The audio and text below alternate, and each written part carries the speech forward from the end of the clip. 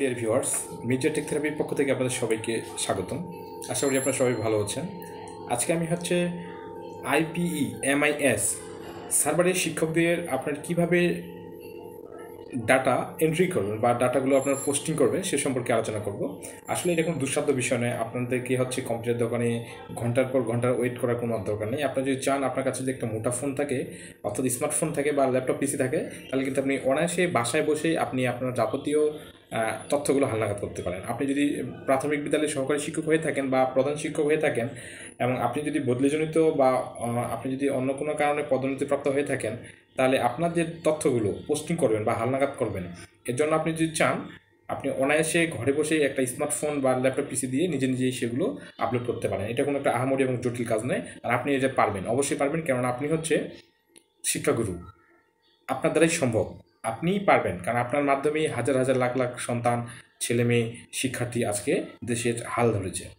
So don't worry dear viewers, আমি তার আগে বলবো যে আপনারা যারা এখনও আমার চ্যানেল সাবস্ক্রাইব করেনি অবশ্যই সাবস্ক্রাইব করবেন আর বেল বাটনে অল ক্লিক করবেন, তাহলে আমার নেক্সট প্রতিটা ভিডিও আপনার কাছে চলে আসবে। আর IPEMIS সম্পর্কিত যদি আপনার কোনো মনে প্রশ্ন থাকে তাহলে অবশ্যই আপনি কমেন্ট বক্সে আমার কমেন্টস করে জানাবেন। আমি ইনশাল্লাহ আপনাকে একটা ভালো সলিউশন দেওয়ার চেষ্টা করব।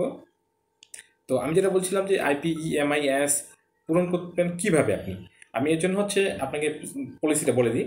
আপনি যেভাবে করবেন, প্রথমে আপনি IPEMIS লগইন লিখে আপনি গুগল ক্রোমে গিয়ে সার্চ করবেন। অর্থাৎ আপনার যে কোনো গুগল যদি ক্রোম সফটওয়্যার থাকে অথবা শুধু যদি গুগল সার্চ বার থাকে, সেখানে গিয়ে আপনি IPEMIS লগইন বা শুধু IPEMIS লিখে আপনি যদি সার্চ দেন, তাহলে অটোমেটিক সেখানে আপনার কাঙ্ক্ষিত রেজাল্টটা চলে আসবে। অর্থাৎ আপনি এটাও করতে পারেন, গুগলে গিয়ে www.dpe.gov.bd গিয়ে আপনি IPEMIS গিয়ে সিলেক্ট করবেন আর সেখানে গিয়ে আপনি লগ ইন করবেন। আর এখানে আপনি যখন ক্লিক করবেন আপনার IPEMIS এখানে আপনার লগ ইন করতে বলবে এবং তারা আপনাকে সাইন ইন করতে বলবে। সাইন ইনের পদ্ধতি হলো আপনার একটা ইমেল অ্যাকাউন্ট, বা আপনার যদি ইমেল অ্যাকাউন্ট থাকে অথবা আপনি যে EFTতে আপনার যে একটা সেলফোন নাম্বার দিচ্ছেন, সেই সেলফোন নাম্বারটা আপনাকে এখানে আপনি দিবেন।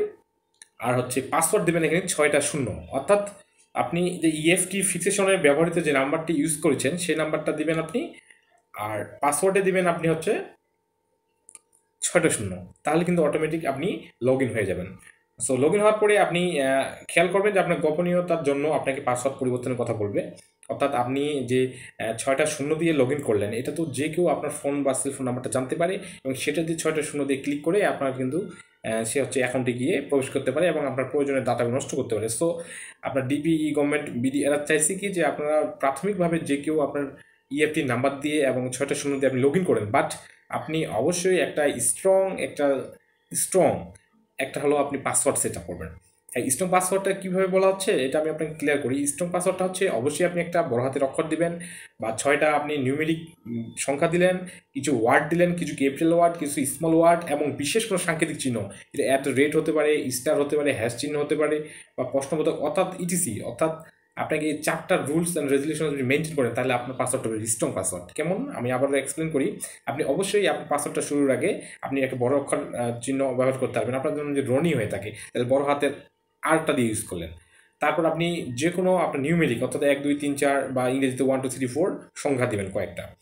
তারপর আপনি কিছু স্মল লেটার ব্যবহার করবেন, কিছু ক্যাপিটাল, এবং এর মাঝখানে আপনি করবেন অবশ্যই একটা সাংকেতিক চিহ্ন, যেমন @ হ্যাশ, স্টার, এই চিহ্নগুলো ইউজ করবেন। আর এটা অবশ্যই 8টা সংখ্যার মধ্যে হলে ভালো, বেশি হলে আরও ভালো, তবে 6টার জন্য নিচে না হয়, 8টা হয় বেটার।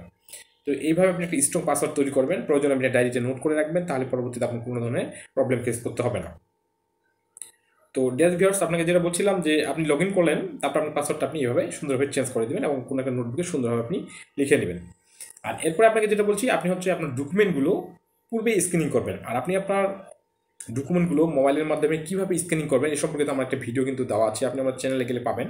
আপনি সেখানে পাবেন যে মাইক্রোসফট লেন্স, আপনার PDF ফাইল একটা অ্যাপস রয়েছে, অথবা ক্যাম স্ক্যানার একটা ফাইল রয়েছে, অ্যাপস রয়েছে। এটা আপনি গুগল প্লে স্টোরে, বা আপনি যদি স্যামসাংয়ের স্টোর হয় তাহলে গ্যালাক্সি স্টোর, অথবা আপনি যে কোনো ব্র্যান্ডের ফোন ইউজ করেন না কেন তাদের নিজস্ব যে স্টোরগুলো রয়েছে, অ্যাপস স্টোর, সেগুলোতে গেলেও আপনি এটা পাবেন। তো সেখানে গিয়ে আপনি অ্যাপসগুলো ডাউনলোড করে সুন্দরভাবে মোবাইলটা দিয়ে আপনি জাস্ট সদাভাবে আপনার স্ক্যানিং করে ফাইলগুলো রেডি করে রাখবেন। অর্থাৎ আপনার ফাইল বলতে আপনার টোটাল হলো যতগুলো একাডেমিক আপনার সার্টিফিকেট রয়েছে সেগুলো, আপনার যদি প্রশিক্ষণ থাকে সেগুলো, আপনি যদি অর্থাৎ আপনি যে এই আপনার নিয়োগপত্রটা রয়েছে তাদের স্মারক নাম্বার সহ সেটার আপনার অবশ্যই যোগদানপত্রটা, আপনার এনআইডি কার্ড, আপনার বাবা মায়ের এনআইডি কার্ড, আপনার সন্তান যদি থাকে তাদের এনআইডি কার্ড অথবা জন্ম নিবন্ধন, আপনার হাজব্যান্ড বা ওয়াইফের আপনার এনআইডি কার্ডের ফটোকপি, এগুলোর হচ্ছে স্ক্যানিং কপিগুলো আপনাকে আগে থেকে রেডি করে রাখতে হবে। পরবর্তীতে আপনি ডে বাই ডে বা স্টেপ বাই স্টেপ আপনি সেগুলো আপলোড করে ড্রাফট করতে পারবেন এবং ফাইনালি সেটা সিলেক্ট করে মানে সিলেক্ট করে দিলে আপনার সেটা হয়ে গেল। তো আমি এই ক্ষেত্রে আমি হচ্ছে আপনার পেজ শেয়ার করেছি, আপনার খেয়াল করুন যে ফার্স্ট টাইম আপনাকে করতে হবে যে শিক্ষকের তথ্য আপনাকে পূরণ করতে হবে। সেখানে আপনি দেখবেন যে মৌলিক তথ্য, যে মৌলিক তথ্যটা কি আপনি খেয়াল করুন যে নাম, অর্থাৎ আপনার যে নামটা রয়েছে সেটা আপনি বাংলা লিখবেন, আর তারপর আপনার নামটা ইংরেজিতে আপনি লিখবেন।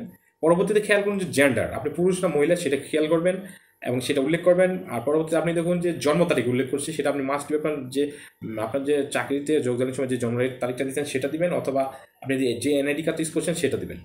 আর মোবাইল নাম্বারটা অবশ্যই দিবেন, যে ইএফটি নাম্বারে মোবাইল দিচ্ছেন সেই নাম্বারটা আপনি দিবেন। আপনার ইমেল অ্যাকাউন্ট যদি থাকে দিবেন, না থাকলে আপনি দিবেন না, এটার প্রবলেম নেই। আর বিদ্যালয়ের নাম তো মাস্ট বি দিবেন যেখানে আপনি কর্মরত রয়েছেন।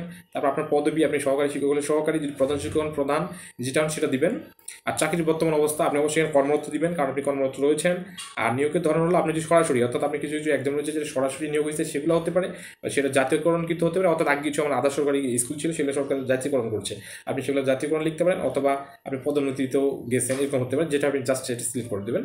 তারপরে দেখেন যে বিদ্যালয়ের আপনার নিয়োগের যে কোটাটা, অর্থাৎ আপনি যে স্কুলে নিয়োগ পেয়েছেন তার কোটাটা মুক্তিযোদ্ধা, প্রতিবন্ধী, সাধারণ না অন্যান্য, আপনি যদি অন্যান্য হয় আপনার যদি কোনো কোটা না থাকে তাহলে আপনি অন্যান্যটা দিয়ে দিবেন, আর যদি প্রয়োজন সাধারণ কোটা দিতে পারেন, আর যদি কোনো কোটা থাকে তাহলে কোটা উল্লেখ করবেন। আর নিয়োগের গেজেট এবং অর্ডার নাম, অর্থাৎ আপনি যখন নিয়োগ পেয়েছিলেন তখন আপনার রোল নাম্বার নিয়ে আপনার নাম নিয়ে একটা হলো গেজেট বা একটা নিয়োগের আদেশপত্র আসছিল, সেখানে একটা স্মারক নাম্বার দেওয়া আছে, সেটা অবশ্যই আপনি এখানে দেবেন। আর শিক্ষকের আপনার একটা সবারই ভ্যালিড একটা পিন নাম্বার রয়েছে, পিন নাম্বারটা সেখানে দেবেন। জাতীয়তা বাংলাদেশি, এটা বলার কোনো অপেক্ষা রাখে না। তারপর আইডি ধরন, আপনি আইডিটা হলে কী ধরনের দিচ্ছেন, আপনি জন্ম আইডি অর্থাৎ এনআইডি কার্ড দেবেন, আর যদি সেটা পসিবল না হয় তাহলে জন্ম নিবন্ধন, যদি কোনোটাই নেই তাহলে কোনোটা নিয়ে উল্লেখ করবেন। আর আইডি যদি থাকে তাহলে আইডি নাম্বারটা আপনি এখানে দেবেন, আর নাহলে আপনি যখন কোনোটি নেই তাহলে আইডি নাম্বার কিন্তু অটোমেটিক্যালি হাইড হয়ে যাবে। আর এনআইডি কপি, অর্থাৎ আপনার যদি এনআইডি কার্ড থাকে তার কপিটাকে অবশ্যই আপনাকে স্ক্যানিং কপিটা এখানে আপলোড করতে হবে, যেটা আমি বলছিলাম আপনাকে। আর পরবর্তীতে আপনি দেখুন যে হ্যাঁ এনআইডি যখন করলেন তারপর আপনার ধর্ম, মানে ইসলাম, হিন্দু বা খ্রিস্টান, যে ধর্মটা আপনি সেই ধর্মটা এখানে উল্লেখ করবেন। আর পরবর্তীতে দেখুন যে আপনি প্রতিবন্ধী কিনা, আপনি যদি প্রতিবন্ধী হন তাহলে হা করবেন, না হলে আপনি না দিয়ে দেবেন।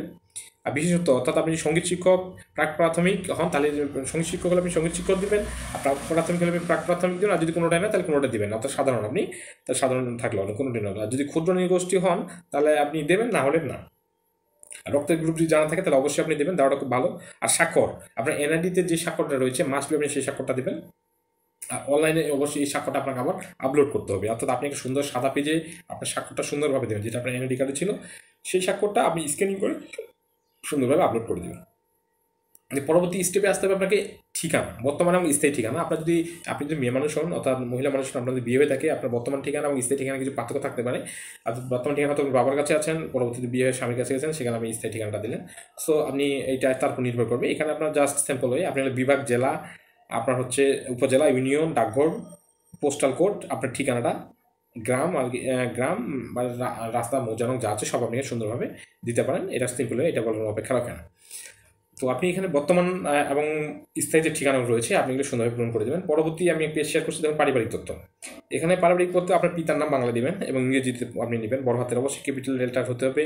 পিতার জন্ম তারিখ, পিতা কি মৃত, পিতা যদি মৃত হয় তাহলে হ্যাঁ দিবেন, না হলে না দিবেন। আর পিতার হলো আইডি ধরুন, আপনি জন্ম আইডি কার্ড বা জন্ম নিবন্ধন বা কোনোটাই নেই, যেটা না থাকলে নাই। আর অনলাইনে আপলোড করতে হবে। আর একটা বিষয় আপনাকে ক্লিয়ার করি, অনেকে বলছেন যে অনেকের পিতা মারা গেছে, এনআইডি কার্ড নেই, এক্ষেত্রে এনআইডি নাম্বার দিতে হবে কিনা। এখানে বিষয় হচ্ছে কি, আপনার পিতা যদি মারা যেয়ে থাকে তাহলে আপনি হ্যাঁ দিবেন, এবং পরবর্তীতে আপনার যখন হ্যাঁ দিবেন পরবর্তীতে আপনি বাবার কিন্তু অটোমেটিক্যালি আপনার এনআইডি কার্ড নাম্বারটা যাবে না। এটা আমি নিজেও দেখেছি, আপনারা খেয়াল করে দেখবেন।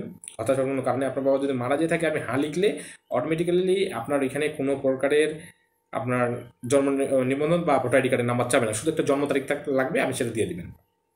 যদি খুব মনে না থাকে তাহলে অনুমান করে আপনার মায়ের সাথে বাবার একটা আপনার জন্মর বয়স এজ অনুযায়ী একটা অনুমান করে বা আনুপাতিক একটা বয়স দিয়ে দিবেন, ঠিক আছে। আর মাতাটাও সেম কাহিনী, যদি বেঁচে থাকলে বেঁচে থাকবে, যদি তাহলে আপনি এনআইডি কার্ডটা দেবেন, আর যদি না থাকে মারা গেলে হা করে দিবেন, আর না মারা গেলে না করে দিবেন। আর মাতার যদি প্রতিবন্ধী হয় বা তাহলে প্রতিবন্ধী দিবেন, মাতার পেশা কি সেটা দিয়ে দেবেন, হ্যাঁ। আর পরবর্তীতে দেখুন আপনি নিচে উল্লেখ করা আছে যে বৈবাহিক অবস্থা বা সন্তানের তথ্য। এখানে আপনার বৈবাহিক অবস্থা, যদি আপনি বিবাহিত হন তাহলে স্বামীর নাম, তার মানে এনআইডি কার্ড নাম্বার, তার ছবি, এগুলো লাগবে। আর যদি আপনার মহিলা পুরুষ হন তাহলে আপনার স্ত্রীর নাম তার এনআইডি কার্ডটা এখানে লাগবে। হ্যাঁ, এটা একটু খেয়াল করে দেখবেন। আর আরেকটা বিষয় খেয়াল করুন যে তার হলো জন্ম তারিখ লাগবে, আপনার হলো সন্তানের আপনার নাম লাগবে, তার নামটা ইংরেজিতে দিবেন, তার জন্ম তারিখ দিবেন, সন্তান জীবিত না মৃত সেটা দিবেন। আপনার সন্তানের যদি এনআইডি কার্ড হয়ে থাকে তাহলে এনআইডি কার্ডটা দিবেন, আর যদি না থাকে তাহলে জন্ম নিবন্ধন, যদি কিছু না থাকে তাহলে আপনি দেবেন কোনোটি নেই। আর পেশা অবশ্যই দিবেন, যদি আপনার বাচ্চা ছোটো হয় তাহলে আপনি অপশন দেওয়া আছে যে কোনোটা প্রযোজনে বা কোনোটি নেই, তাহলে আপনি সেটা দেবেন, না হলে থাকলে পেশাটা দেবেন। আর সন্তান যদি প্রতিবন্ধী হয় তাহলে হ্যাঁ করবেন, প্রতিবন্ধী না হলে না। আপনি এইভাবেই সেম টু সেম 1 2 3 তিনটা সন্তান এখানে এন্ট্রি করতে পারবেন। পরবর্তীতে দেখুন আমি পেজ শেয়ার করছি যে শিক্ষাগত যোগ্যতা। আপনার শিক্ষাগত যোগ্যতা শুরু করবেন আপনি এসএসসি দিয়ে, অর্থাৎ এসএসসিতে আপনার কি বিভাগ ছিল, আপনার মানবিক, বিজ্ঞান, বাণিজ্য যেটা ছিল সেটা দিবেন, আপনার বোর্ডে না দিবেন, আপনার পাশে সাল দিবেন, আপনার পাশে গ্রেডটা দিবেন, এবং সার্টিফিকেটের একটা কপি, আমি যেটা বললাম আপনি পূর্বে আপনাকে এগুলো স্ক্যানিং করে রেডি রাখতে হবে, জাস্ট সার্টিফিকেট কপিটা আমি এখানে আপলোড করে দেবেন। পরবর্তী সেম টু সেম আপনি এইচএসসি, অনার্স, মাস্টার্স বা পিবিএস যাই থাক না কোনো ডিগ্রি, সবগুলোই আপনি সেম টু সেম আপনার হচ্ছে বিভাগ বা ডিগ্রির নাম দিবেন, বিষয় দিবেন, আর বোর্ড বা ভার্সিটির নাম দিবেন, পাশের সন দিবেন, আপনার গ্রেড বা রেজাল্ট দিবেন, সার্টিফিকেট কপি একটা আপনি আপলোড করতে হবে। সেম টু সেম যত শিক্ষাগত যোগ্যতা রয়েছে সব একই।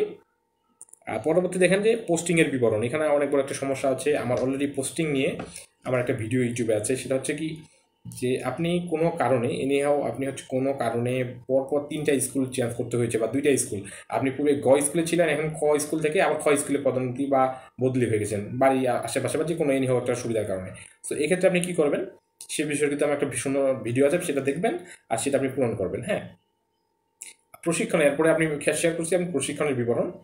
আপনার প্রশিক্ষণ আপনার যে শুরু কবে করছেন, শেষ কবে হয়েছে, CN8 না বিএড না M8, আপনার যেই প্রশিক্ষণটা রয়েছে আমি সবগুলো এখানে সুন্দরভাবে শুরু এবং শেষ আপনার উল্লেখ করে দেবেন। হ্যাঁ, আর যদি তার সার্টিফিকেটটা থাকে সেটা অবশ্যই আপনি স্ক্যানিং কপি এখানে আপলোড করে দেবেন। আর প্রশিক্ষণের বিবরণ আপনি কী কী বিষয় রয়েছে, শারীরিক শিক্ষা বা leadership, cup, ITC, basic in service, computer course বা যে কোনো আপনার যতগুলো রয়েছে আপনি সুন্দরভাবে এগুলো বিবরণ দিবেন, শুরু কবে শেষ কবে সেটা দিয়ে দিবেন। ঠিক আছে, এইভাবে আপনার যতগুলো আছে সবগুলো আপনি এখানে শেয়ার করে দেবেন। ঠিক আছে, আর প্রয়োজনে নতুন পাতা আপনি যোগ করতে পারেন। আর শিক্ষাগত যোগ্যতা সনদপত্র অবশ্যই স্ক্যান কপি অনলাইনে আপনার আপলোড করতে হবে, সেটা পূর্বেও বলেছিলাম। তো ডিয়ার ভিউয়ার্স, এই মূলত আপনার তথ্য। আর আরেকটা বিষয় আপনাকে শেয়ার না করলেই নয়, সেটা হচ্ছে যে আপনি যাবতীয় যখন আপনার তথ্যগুলো বা মানে বিবরণগুলো আপনি পূরণ করবেন, পূরণ করার পর খেয়াল করবেন যে আপনার একটা ড্রাফট তৈরি হবে। বলে রাখি, আপনি যে কোনো তথ্য আপনি করেন না কেন, আপনি অবশ্যই আপনার ড্রাফট যে হবে আপনি ড্রাফট আগে করে রাখবেন। অর্থাৎ আপনি যখন পারিবারিক তথ্য বা আপনার বিদ্যালয়ের তথ্য, আপনার শিক্ষাগত যোগ্যতা, সাপোজ আপনি শিক্ষাগত যোগ্যতার আপনি এখানে মানে সুন্দরভাবে আপনি এন্ট্রি করলেন বা পোস্টিং করলেন, এক্ষেত্রে আপনি করবেন কি, আপনি শিক্ষাগত যোগ্যতা এন্ট্রি করার পর আপনি ড্রাফটে ক্লিক করবেন সরাসরি, আপনি কোনোভাবেই কিন্তু সিলেক্টে বা নেক্সটে যাবেন না, কেননা যদি আপনি ভুলে পরবর্তীতে প্রবলেমে পড়ে যাবেন। আর ভুল হলে করণীয় কি সে সম্পর্কে একটা ভিডিও আবার নেক্সটে আসছে, আর এই জন্য চ্যানেলটা অবশ্যই আপনি সাবস্ক্রাইব করে রাখবেন আমার। অর্থাৎ আপনাদের যাবতীয় যত ধরনের সমস্যা হতে পারে সেই সমস্যার সমাধান নিয়ে আমি আমার চ্যানেলে একটা শিক্ষক আপনার সার্ভারে IPEMIS সার্ভারে আপনার শিক্ষকের যে যাবতীয় তথ্য হালনাগাদ করতে যত ধরনের সমস্যা হতে পারে তার সমাধান সহ আমি ভিডিও আপলোড করবো কন্টিনিউ। এই জন্য আপনার টেনশন করার কিছু নেই, জাস্ট আপনার চ্যানেলটা লাইক করবেন, শেয়ার করবেন এবং অবশ্যই সাবস্ক্রাইব করবেন, সাবস্ক্রাইব করে অল বাটনে ক্লিক করবেন। তো ডিয়ার ভিউয়ার্স, আমি আপনার সাথে এটুকুই বলবো যে যদি আপনার কোনো ধরনের প্রবলেম মনে হয় তাহলে আপনি অবশ্যই আমার চ্যানেলের কমেন্ট বক্সে জানাবেন, আমি সেটার সলিউশন আপনাদের দেওয়ার চেষ্টা করব। তো ডিয়ার ভিউয়ার্স, আর বেশি না বলাই ভালো, শুধু আমি এটুকুই বলবো, আপনারা যদি কোনোভাবে কোনো প্রবলেম ফেস করেন তাহলে অবশ্যই আমাকে জানাবেন। আর আপনি যে শিক্ষাগত যোগ্যতা আমি যেটা বলছিলাম, আপনি শিক্ষাগত যোগ্যতাগুলো এগুলো পূর্বে, অর্থাৎ আপনার পারিবারিক তথ্য, শিক্ষাগত যোগ্যতা, গেজেট নাম্বার, NID ফটোকপি, যে কোনো বিষয়ে আপনি আপলোড করেন না কেন, করার পর আপনি ড্রাফটে ক্লিক করবেন, সরাসরি আপনি সিলেক্ট বা নেক্সটে করবেন না। ড্রাফটে ক্লিক করার পরবর্তীতে আপনি যখন ব্যাক করবেন, ব্যাক করলে আপনি যখন আপনার প্রোফাইলে প্রবেশ করবেন দেখবেন যে আপনি কত পার্সেন্ট পূরণ করছেন সেটা দেখাবে। এক্ষেত্রে আপনার সব পারিবারিক বা বৈবাহিক অবস্থা, আপনার শিক্ষাগত যোগ্যতার প্রশিক্ষণ সবগুলো যদি আপনার মার্ক উল্লেখ করা আছে 15, 20, 16 এইভাবে, আপনার দেখবেন যে যখন প্রতিটা মার্ক কভার হয়ে গেছে, সবগুলো ডাটা ফুলফিল হয়ে গেছে, তখন দেখবেন যে 10-এ 10, 16-এ 16, 15-এ 15 চলে আসে, 20-এ 20, তখন দেখবেন আপনি ডান। এক্ষেত্রে আপনি নেক্সট করে আপলোড করে দেবেন আপনার ডাটাগুলো। এরপরে যদি কোনো ভুল ত্রুটি হয় কীভাবে সেটা সমাধান করবেন সে সম্পর্কে আমার ভিডিও নেক্সটে আসবে। আর ডিয়ার ভিউয়ার্স, আরেকটা বিষয় বলি যেটা বড় ধরনের প্রবলেম, সেটা হচ্ছে আপনার অনেকে দেখবেন যে আপনার টোটাল যে মানে ডিপার্টমেন্ট ওয়াইজ, অর্থাৎ আপনার শিক্ষাগত যোগ্যতা, আপনার ট্রেনিং, আপনার মানে গ্যাজেটিং কথা কী আছে, টোটাল ডিটেলসগুলো দেওয়ার পরে দেখবেন আপনার মানে আমি যেটা বললাম 10-এ 10, 15-এ 15 মার্কগুলো অর্জন করার পরে দেখবেন যে আপনার 75 থেকে 79% আপনার প্রোফাইল দেখাবে যে আপনি মানে কমপ্লিট করেছেন। এক্ষেত্রে ডোন্ট ওয়ারি, আপনার 100% হয়ে গেছে। কেননা আপনি যখন আপনার ডকুমেন্টগুলো পোস্টিং করবেন টোটালি স্টেপ বাই স্টেপ কোনো যদি মিস না করেন, তারপর আপনার 70 থেকে 75 থেকে 89%, প্রয়োজন 81% অনেকে দেখাতে পারে, আপনার শো করতে পারে। বাট নো প্রবলেম, এটা আপনার হেড টিচারের আপনার সার্ভারের এখানে অর্থাৎ ওনার আইডিতে যা পেন্ডিং অবস্থা থাকবে উনি যদি অ্যাক্টিভ করে, আর পরবর্তীতে আপনার হচ্ছে যে টিও রয়েছে বা এটিও রয়েছে, ওনার কাছেও গিয়ে ওনার আইডিতেও কিন্তু আপনার হেড টিচার সেটে দেওয়ার পরে ওনার আইডিতে গিয়ে সেটা পেন্ডিং দেখাবে। এরপর যেন টিও বা এটিও সেটা মানে ওনার যতটুকু ধারণা রয়েছে আপনার সম্পর্কে সেগুলো ক্লিয়ার দেখে উনি যদি সেটা পেন্ডিংটা কনফার্ম করে দেয়, তাহলে পরবর্তী দেখবেন যে আপনার আইডি 100% হয়ে গেছে। সো এটা একটা বড় ধরনের কনফিউশন ছিল আপনাদের মধ্যে যে আপনারা পূরণ করেছেন বাট আপনার পুরোপুরি 100% দেখাচ্ছে না।